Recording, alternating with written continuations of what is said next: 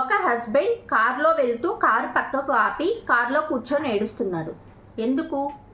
So ప్రతి నెల వాళ్ళ వైఫ్ మార్నింగ్ లేవగానే ఎంతో ఆశగా ప్రెగ్నెన్సీ టెస్ట్ చేసుకునేది. సో మళ్ళీ నెగిటివ్ వచ్చేది. సో బయటకు నవ్వుతూ కనిపించినా కూడా లోపల చాలా బాధపడుతూ ఉండేది. సో వాళ్ళ వైఫ్ పెయిన్ అతను రోజు చూస్తూ ఉండేవాడు. సో బాధపడుతున్నప్పుడంతా ఓకే పర్లేదు మళ్ళీ ట్రై చేద్దాం అని ఓదారుస్తూ ఉండేవారు. సో ఇలాగే ఒక 3-4 ఇయర్స్ గడిచిపోయాయి. సో మళ్ళీ ఆ రోజు కూడా ఉదయం ప్రెగ్నెన్సీ టెస్ట్ చేసుకుంది, మళ్ళీ నెగిటివ్ వచ్చింది. కానీ ఈసారి వాళ్ళ వైఫ్ బాధని ఎలా తగ్గించాలో అతనికి అర్థం కావట్లేదు. ఇంట్లో బాధపడితే వాళ్ళ వైఫ్ కూడా బాధపడుతుందని చెప్పి బయటకు వచ్చి కార్లో కూర్చొని ఏడుస్తుంది. ఫర్టిలిటీ జర్నీ అనేది వైఫ్స్ది మాత్రమే కాదు, వైఫ్ అండ్ హస్బెండ్ ఇద్దరి కన్నీటి ప్రయాణం.